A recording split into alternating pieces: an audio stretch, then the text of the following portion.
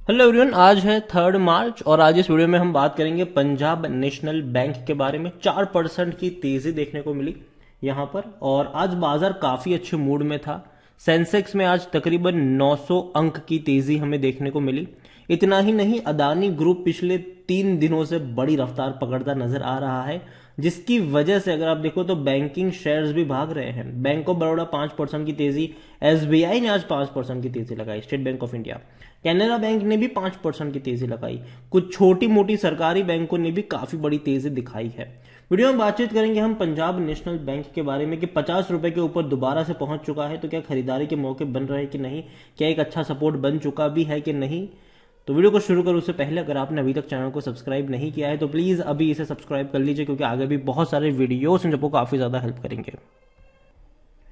तो Punjab national bank 51 rupees का share है ये, और एक महीने में अगर आप देखोगे तो पहले गिरावट हमने यहां पर देखी। आप देखिए यहां पर 51 रुपीज से ही ये लगातार टूट कर आ रहा था, 47 तक गया। अब एक झटके में पूरी की पूरी कसर पूरी करता हुआ नजर आ रहा है। एक महीने में ना ही तेजी है ना ही गिरावट है, वही हुआ, नीचे गया वापस बाउंस बैक कर गया। लेकिन एक साल की अगर हम बात करें तो पिछले एक साल के अंदर 47-48% का ग्रोथ है। आप देखिए 28 रुपए का शेयर था, 60 रुपए तक गया था। और अगर आप चैनल को रेगुलर फॉलो कर रहे हो तो जब ये सस्ते प्राइस से मिल रहा था, कई सारे मेरे वीडियोस थे कि 35 रुपए के नीचे मिल रहा है खरीदो, क्योंकि जिस तरीके की तेजी आपने बैंक ऑफ बड़ौदा में देखी है, कैनरा बैंक में देखी है, वैसी ही तेजी आपको आने वाले दिनों में पंजाब नेशनल बैंक में भी देखने को मिलेगी। कई सारे वीडियोस थे मेरे और देखने को मिली भी सही, क्योंकि देखो अभी जो है ना, बैंकिंग सिचुएशन पूरी बदल चुकी है, खास करके सरकारी बैंक्स में। पहले सरकारी बैंक्स में भैया ये था कि काम नहीं कर रहे हैं या फिर एनपीए बहुत ज्यादा हो रहा है, बिना सोचे समझे लोन दिए जा रहे हैं, किसी को भी लोन मिल रहा है। लेकिन अब वो सिचुएशन नहीं है।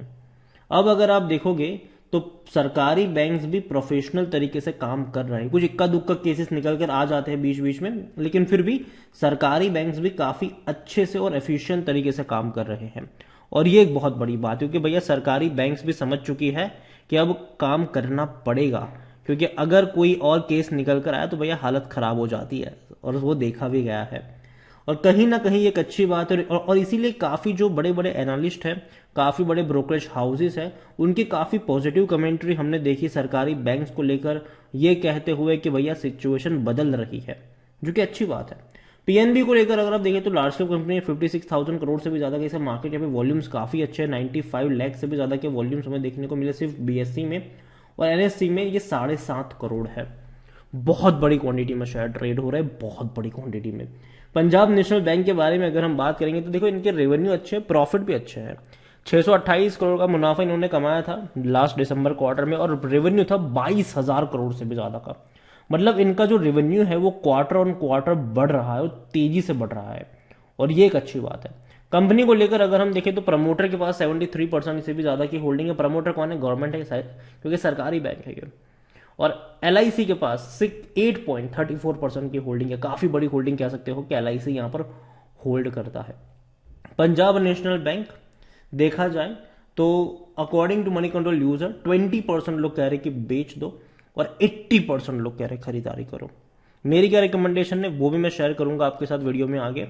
लेकिन अगर हम नजर करें कंपनी के ऊपर तो कंपनी के रेवेन्यू जो थे 2018, 19 और 20 में काफी कम थे, मतलब 50,000 करोड़ के आसपास के थे। और ये भैया काल था, नीरव मोदी वाले कांड का काल था ये। और उसके बाद में अगर आप देखो तो 80,000 करोड़, और अभी भी आप देख रहे हो तो इनके क्वार्टरली रेवेन्यू 22,000, 20,000 करोड़ है। एवरेज आराम से 85,000 से 90,000 करोड़ के निकल कर आ रही है।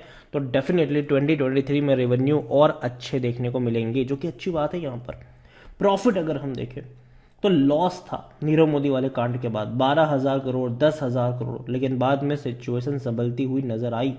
365 crore profit, 2,150 crore profit, 3,675 crore profit. अभी 2023 में देखेंगे तो हालांकि इतना ज्यादा नहीं होगा, क्योंकि 600 करोड़, 500 करोड़ के प्रॉफिट हमने देखे हैं, लेकिन फिर भी एक अच्छा प्रॉफिट मैं कहूंगा कि है। 2,000 करोड़, 2,500 करोड़ तक के प्रॉफिट ही आपको दिखाता नजर आएगा, जो कि अच्छी बात है यहां पर। लेकिन एक खतरा है, वो है एनपीए। बैंकिंग सेक्टर में सबसे ज़्यादा एनपीए यही लेकर बैठा हुआ है, ठीक है। लेकिन फिर भी मैं मानता हूँ कि समय के साथ धीरे धीरे वो भी स्टेबल होता नजर आएगा आपको, और धीरे धीरे वहाँ पर भी आपको अच्छे रिजल्ट्स देखने को मिलेंगे। इसका जो पी रेशियो है वो 14 का है, सेक्टर पी 20 का है, 25% एनालिस्ट है जो खरीदारी करने की बात कर रहे हैं। मेरी बाइंग की रिकमेंडेशन है, लेकिन 50 रुपए के ऊपर नहीं। इसका मतलब ये नहीं कि बैंक खराब है, डेफिनेटली लॉन्ग टर्म का आउटलुक अच्छा है इनका। आपको आराम से 70-75 के आसपास ट्रेड करता नजर आ जाएगा, ये कोई दिक्कत की बात नहीं होगी यहाँ पर। लेकिन अभी शॉर्ट टर्म में मैं मान रहा हूँ कि 50 रुपए के नीचे जाने के चांसेस है, और खरीदारी के जो अच्छे मौके हैं वो शायद 45 के आसपास हो सकते हैं। यहाँ पर प्रमोटर की होल्डिंग 73.15% है। प्रमोटर जाहिर सी बात है सरकार है यहाँ पर, और 4.05% म्यूचुअल फंड्स के पास है, 8.93% डोमेस्टिक इंस्टीट्यूशन के पास है, 1.71% एफआईएल्स के पास है, रिटेल और अदर्स की मिलाकर 12.16% की होल्डिंग है, जिनमें से रिटेल इन्वेस्टर्स 9.16% की होल्डिंग लेकर बैठे हुए हैं। ओवरऑल बैंक अच्छा है, कोई शक की बात नहीं है। धीरे धीरे, हालांकि पहले काफी खराब हुआ करता था, ठीक है, लेकिन धीरे धीरे इंप्रूवमेंट आ रहा है, ठीक है। अच्छे रेवेन्यू है, अच्छे प्रॉफिट है, ट्रस्ट भी लोगों का बिल्ड हो रहा है।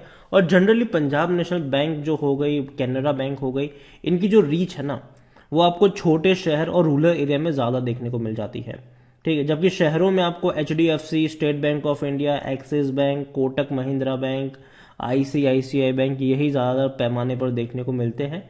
लेकिन इनकी भी रीच आप इग्नोर नहीं कर सकते हैं, छोटे शहरों गांवों में है, और कहीं ना कहीं काफी बड़ा नेटवर्क भी है इनका।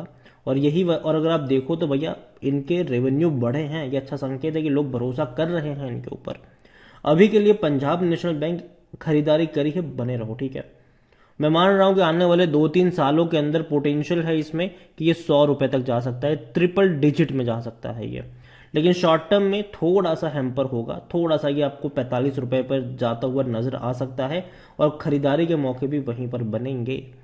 थोड़ी क्वांटिटी ऐड करो, और आने वाले दौर में थोड़ी सी और क्वांटिटी ऐड करते चले जाओ, क्योंकि देखो अभी भी जो मार्केट की सिचुएशन है वो थोड़ी सी अनसर्टेन तरीके से बनी हुई है।